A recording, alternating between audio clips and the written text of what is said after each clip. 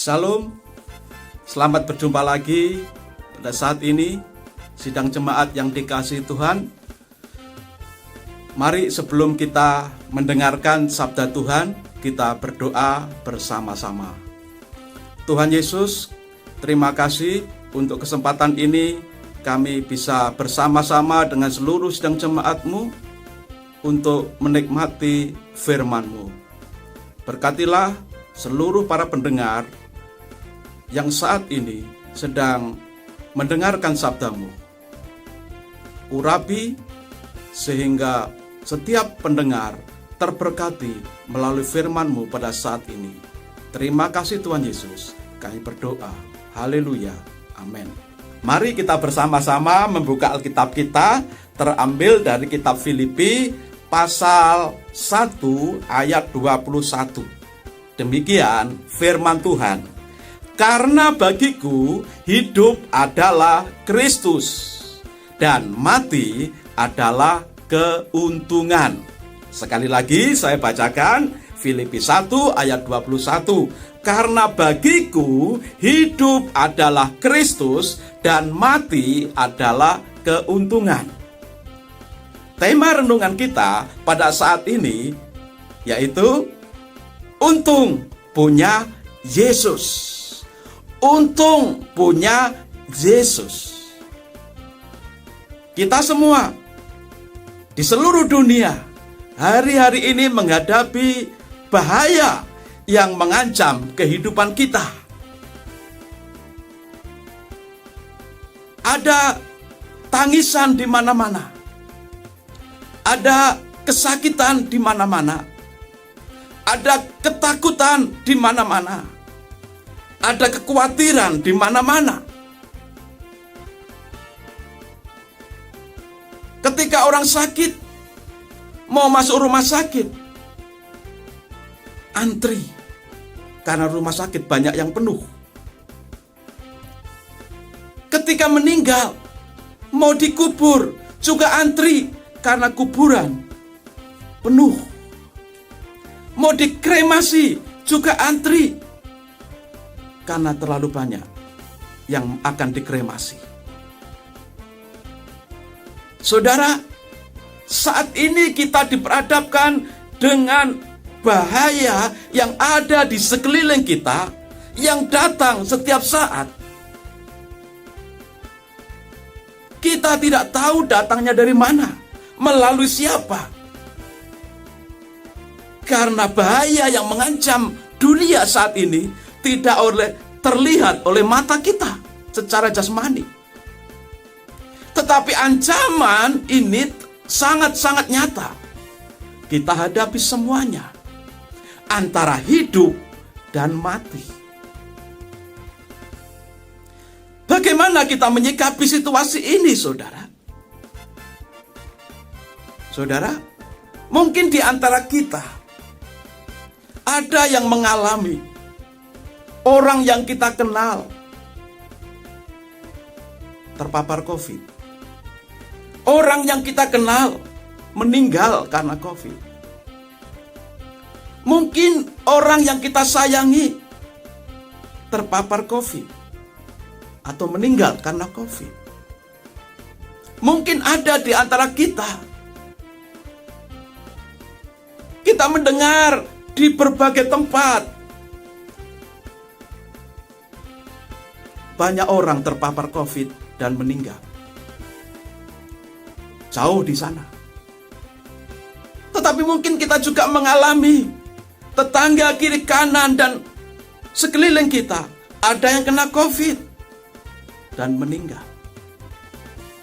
Saudara, kita diperhadapkan dengan bahaya yang memang benar tidak bisa kita lihat, tetapi nyata ada di sekeliling kita. Hari-hari ini seakan Tuhan sedang mengabsen umat manusia. Siapa yang kena COVID? Siapa yang bisa bertahan hidup sembuh dari COVID? Siapa yang tidak bisa bertahan karena COVID lalu meninggal? Seakan-akan hari-hari ini Tuhan sedang mengabsen. Ada yang disuruh, ayo kamu pulang. Jatahmu di bumi ini sudah berakhir. Ada sebagian lagi yang diberi kesempatan kedua oleh Tuhan selamat dari COVID. Saudara, bahkan diprediksi untuk beberapa tahun ke depan, penduduk Indonesia akan berkurang sekitar 5%. Ini artinya apa, saudara? Bahaya yang mengancam itu nyata ada di sekeliling kita. Dan itu tidak terlihat dengan mata kita. Kita diperadabkan antara hidup dan mati. Bagaimana kita menyikapi situasi ini, saudara? Bagaimana kita menyikapi situasi ini? Apakah kita harus takut? Apakah kita harus khawatir, gemetar? Apakah kita harus menyerah? Saudara, hari ini kita membaca satu nats firman Tuhan dari Filipi 1 ayat 21. Karena bagiku hidup adalah Kristus dan mati adalah keuntungan. Dalam perikop ini sebenarnya kita membaca situasi Paulus sebagai seorang hamba Tuhan juga diperhadapkan dengan situasi antara hidup dan mati. Saat Rasul Paulus menulis firman Tuhan ini dalam keadaan di penjara, hanya ada dua pilihan: bebas dari hukuman atau dihukum mati. Hanya dua pilihan itu saja: bebas dari penjara atau dihukum mati. Dua pilihan saja, hidup atau mati. Itu yang dialami, yang dihadapi oleh Rasul Paulus saat itu, saat menulis firman Tuhan ini.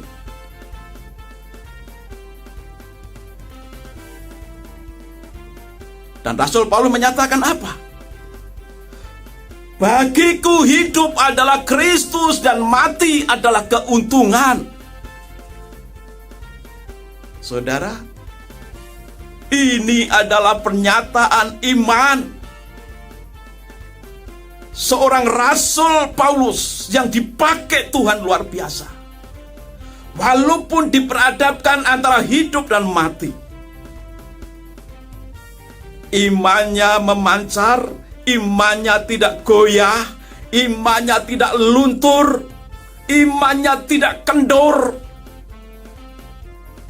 Tapi justru di tengah pilihan ini antara hidup dan mati, Paulus menyatakan imannya. Bagiku hidup adalah Kristus, mati adalah, haleluya, keuntungan besar.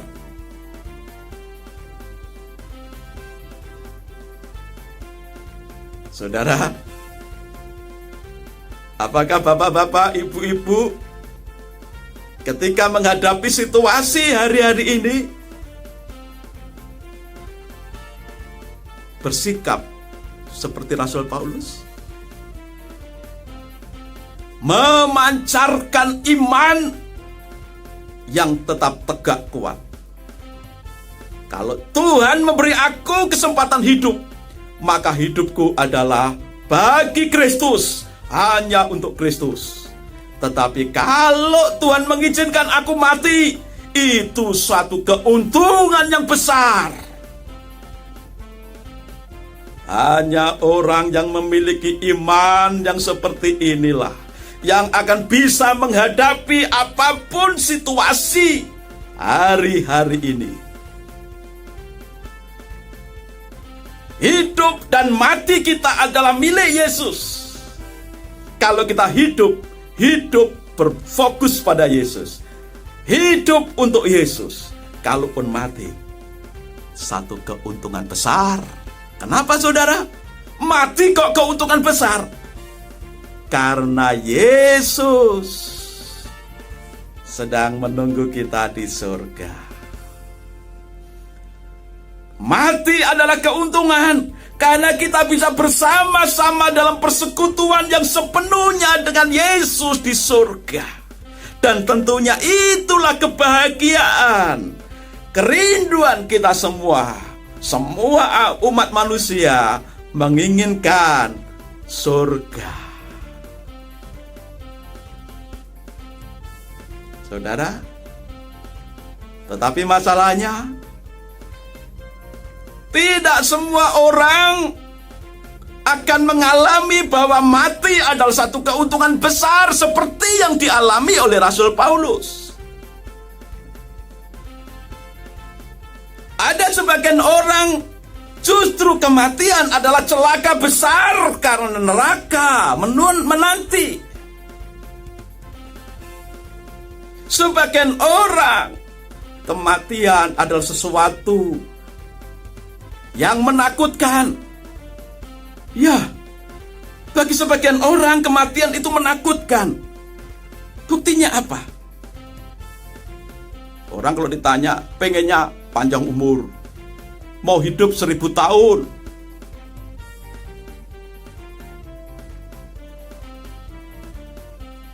Jarang orang yang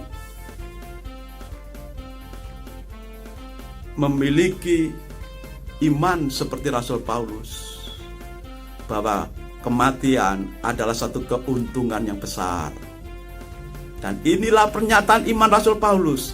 Karena bagi Rasul Paulus, mati adalah ketemu dengan Tuhan Yesus, menikmati sukacita dengan Tuhan Yesus, persekutuan dengan Tuhan Yesus di surga. Tapi persoalannya, saudara, bagaimana kita bisa mengalami bahwa kematian adalah satu keuntungan?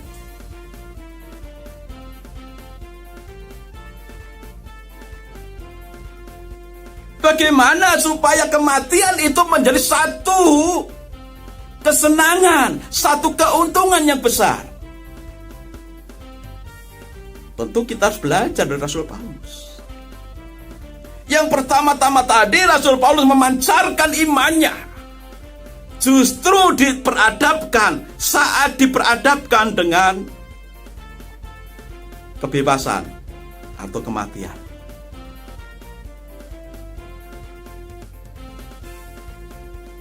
Rasul Paulus berani menghadapi apapun yang terjadi dalam hidupnya.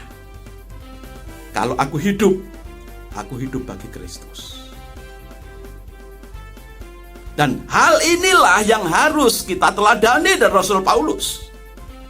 Kalau kita menginginkan bahwa mati kita adalah satu keuntungan besar, bukan celaka yang besar, maka kita harus belajar dari Rasul Paulus. Tetap punya iman yang kuat di tengah situasi hari-hari ini. Bahwa hidupku itu milik Yesus, matiku juga milik Yesus. Baik hidup atau mati, kita miliknya Yesus Kristus. Di dalam kitab Roma, di sana menjelaskan, kitab Roma pasal 14 ayat yang ke-8. Kitab Roma pasal 14 ayat yang ke-8. Demikian sabda Tuhan. Sebab jika kita hidup untuk Tuhan. Dan jika kita mati untuk Tuhan. Jadi baik hidup atau mati, kita adalah milik Tuhan. Baik kita hidup ataupun mati, kita milik Tuhan. Kalaupun kita hidup kita untuk Tuhan. Kalaupun Tuhan izinkan kita mati juga untuk Tuhan. Kita hidup atau mati miliknya Tuhan. Selama kita menjadi miliknya Tuhan Yesus, maka kita punya keuntungan yang besar. Untung sekali kita punya Tuhan Yesus. Saudara yang punya Tuhan Yesus punya untung besar. Saya punya Tuhan Yesus punya untung yang besar. Untung punya Tuhan Yesus. Baik kita hidup kita penuh keberuntungan. Kalaupun kita mati, hidup kita juga penuh keuntungan. Karena kita punya Tuhan Yesus. Karena kita miliknya Tuhan. Untung punya Tuhan Yesus. Jadi kita harus memiliki iman yang tetap kokoh di tengah situasi hari-hari ini. Walaupun di kiri kanan kita ada yang kena sakit, walaupun di muka belakang kita ada yang meninggal, walaupun kita ditinggalkan orang-orang yang kita kasihi, tidak membuat kita gentar. Karena apa? Kalau Tuhan izinkan kita, ayo selamat, engkau sudah waktunya pulang. Ya pulang. Tetapi kalau belum waktunya, walaupun sakit, walaupun bagaimanapun, dikepung oleh bahaya yang mengancam, ya tidak akan bisa mati. Karena ada Tuhan. Jadi bagi kita sebagai orang yang punya Yesus, bagi kita miliknya Tuhan Yesus, hidup dan mati adalah menyenangkan. Hidup dan mati adalah keuntungan yang besar karena punya Yesus.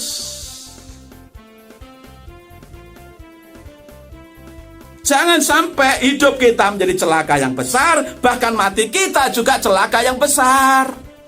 Hidup kita rugi besar, mati kita pun rugi besar.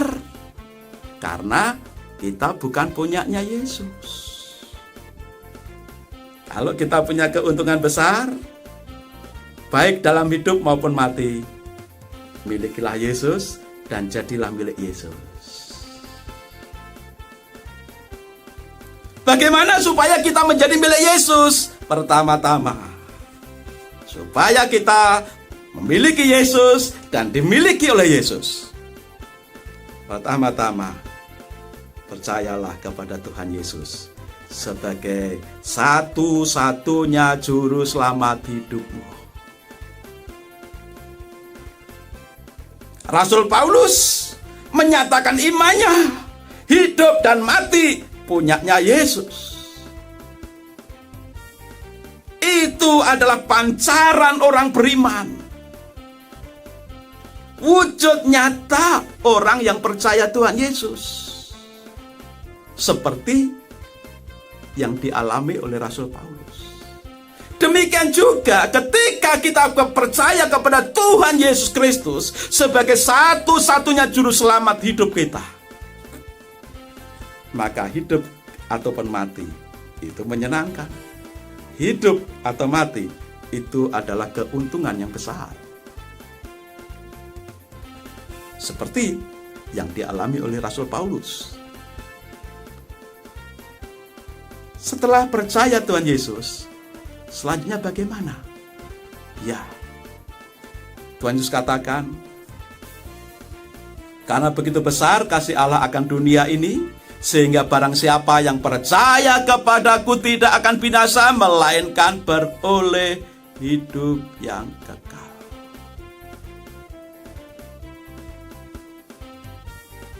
Karena begitu besar kasih Allah akan dunia ini, sehingga Ia mengaruniakan anaknya yang tunggal, sehingga barang siapa yang percaya kepadanya tidak binasa, melainkan beroleh hidup yang kekal. Hidup kekal itu satu keuntungan yang besar.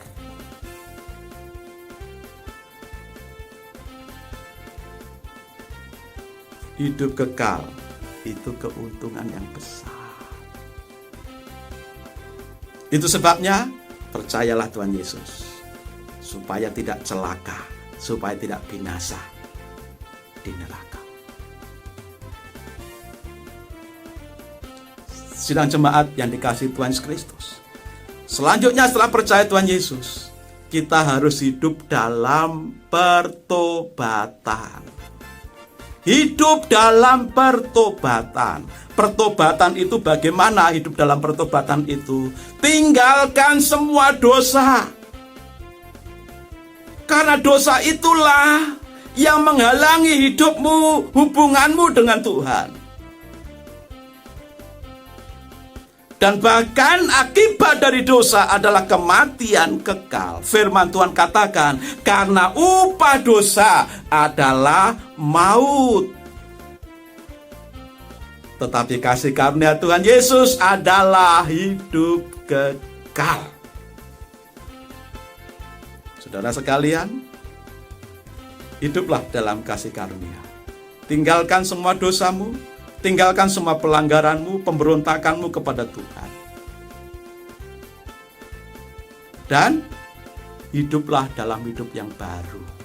Hidup dalam pertobatan, tinggalkan dosa, dan hidup dalam hidup yang baru sesuai dengan firman Tuhan. Mengikuti jejak Tuhan, mengikuti teladan Tuhan, mentaati firman Tuhan. Itulah hidup yang baru. Punya karakter baru, punya cara hidup baru. Kalau dulunya suka berbuat jahat, sekarang suka berbuat baik. Kalaunya dulu suka berjudi, sekarang tidak mau berjudi lagi. Kalau dulu suka togel, sekarang tidak mau lagi pasang togel. Saudara, di zaman modern ini perjudian itu cukup lewat HP. Berbagai permainan judi ada di HP. Maka setiap saat kita mendapatkan SMS atau WA dari bandar-bandar judi supaya kita mendaftar. Sekarang untuk orang berjudi mudah. Tapi jangan engkau menyia-nyiakan hidupmu, merugikan hidupmu sendiri. Ayo hidup dalam pertobatan, tinggalkan dosa-dosamu, dan tatap masa depanmu dengan hidup yang baru, mentaati Tuhan. Tinggalkan semua dosamu dan hidup taat kepada Tuhan. Kalau engkau disebut Kristen, berarti pengikut Kristus. Kristus tidak pernah berbuat jahat. Kristus hanya bisa mengasihi. Kristus tidak berjudi, tapi Kristus memberkati. Saudara sekalian, ayo hidup dalam hidup yang baru, taat firman Tuhan. Amin, saudara. Ya. Selanjutnya, saudara, firman Tuhan katakan tadi, setelah hidup dalam pertobatan, melayani Tuhan. Di dalam firman Tuhan, tadi kita baca di dalam Filipi pasal 1, ayat yang ke-23.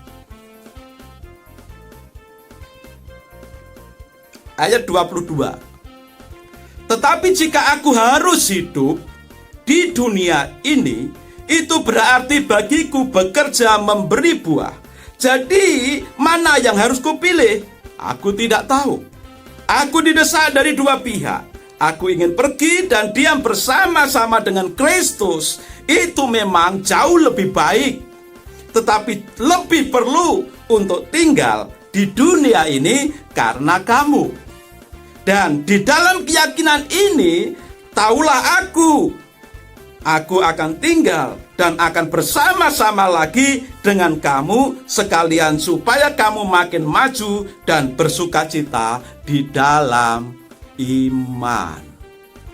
Sidang jemaat yang dikasihi Tuhan Kristus, setelah percaya Tuhan Yesus, hidup dalam pertobatan, lalu melayani Tuhan. Seperti Rasul Paulus, aku didesak dari dua pihak. Bagiku sendiri, aku itu pengen bersama Yesus di surga. Tapi yang lebih perlu adalah aku kembali kepadamu, hidup melayanimu, supaya sukacitamu dan imanmu semakin bertumbuh. Bagi Rasul Paulus, hidup satu keuntungan, satu kesenangan, satu kesempatan yang besar untuk melayani Tuhan. Dan pastikan sebelum melayani Tuhan, percaya Yesus sungguh-sungguh dan hidup dalam pertobatan. Baru melayani Tuhan. Sehingga apa? Pelayanannya diberkati Tuhan.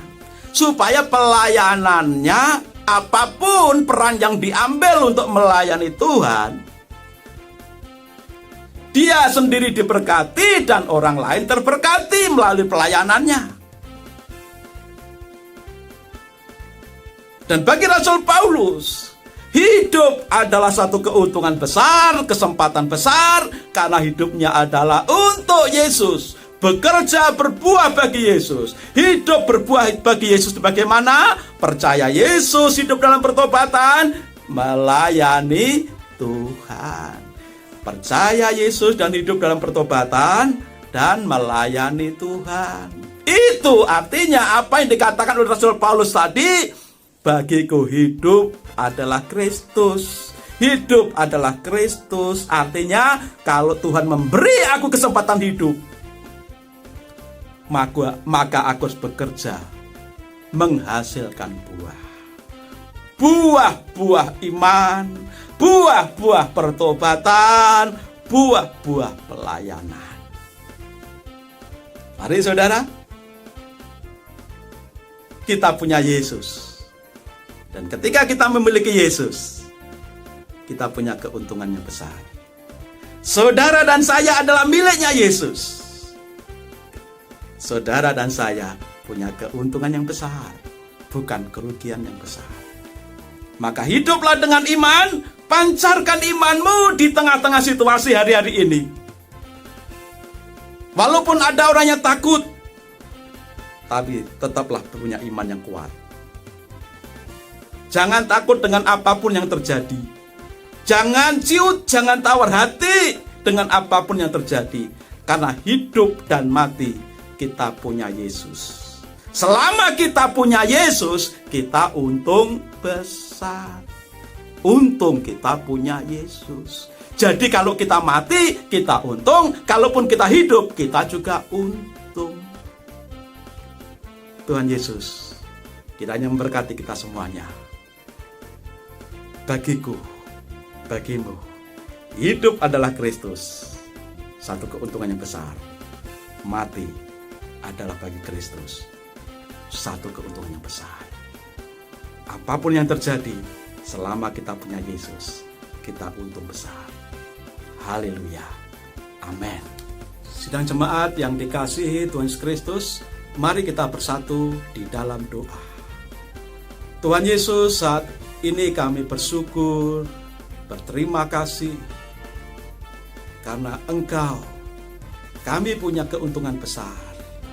Karena kami punya Yesus Kristus sebagai satu-satunya juru selamat kami, maka kami punya keuntungan yang besar. Baik hidup ataupun mati, kami untung besar. Terima kasih Tuhan Yesus. Dan saat ini kami memberkati bangsa Indonesia yang kami cintai. Berkatilah negeri ini Tuhan dengan damai sejahtera-Mu. Berkatilah negeri ini dengan kelimpahan yang daripada Engkau. Berkatilah negeri ini Tuhan dengan keselamatan yang daripada Engkau. Terima kasih Tuhan. Kami menyerahkan pemerintahan negeri ini dari pusat sampai daerah.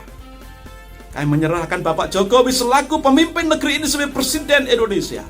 Kami menyerahkan Kabinet Kerja Indonesia Maju yang ada saat ini.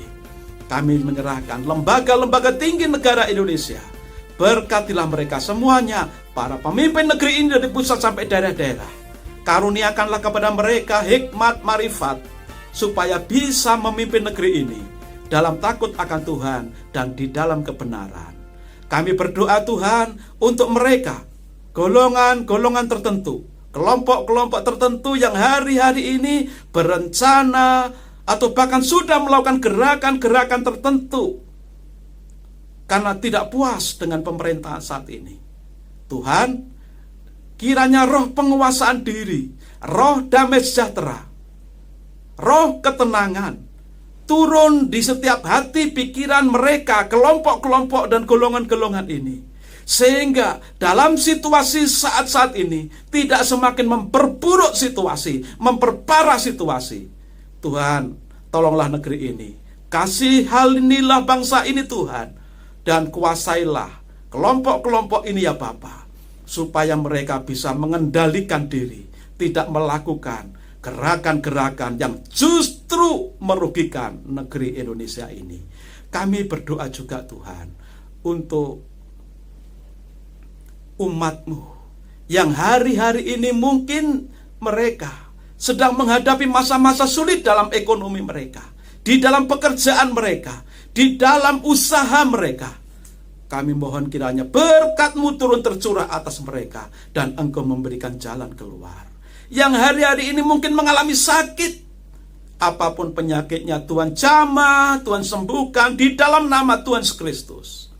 Dan mereka yang hari-hari ini terpapar COVID, kami percaya ada maksud Tuhan, supaya umat-Mu semakin mengandalkan Tuhan, imannya semakin memancar dalam situasi sakit. Kami berdoa, kiranya kuasa kesembuhan daripada Engkau alirkan kepada saudara-saudara kami yang hari-hari ini terpapar COVID. Di dalam nama Tuhan Yesus Kristus, jadilah sembuh, jadilah kuat dalam nama Yesus. Dan kami menyerahkan, biarlah seluruh anak bangsa negeri ini semuanya diberkati dan mengalami keselamatan di dalam nama Tuhan Yesus Kristus. Sidang jemaat yang dikasihi Tuhan Yesus Kristus, arahkanlah hatimu, pikiranmu, dan seluruh hidupmu untuk menerima berkat Tuhan. Tuhan memberkati engkau dan melindungi engkau. Tuhan menyinari engkau dengan wajah-Nya dan memberikan engkau kasih karunia. Tuhan menghadapkan wajah-Nya kepadamu dan memberikan engkau damai sejahtera. Terimalah berkat dari Allah Bapa di surga, kasih sayang dari Yesus Kristus Tuhan kita, dalam persekutuan Roh Kudus memberkati engkau sekalian, mulai saat ini sampai Yesus Kristus Tuhan datang kembali menjemput kita semuanya. Haleluya, amin.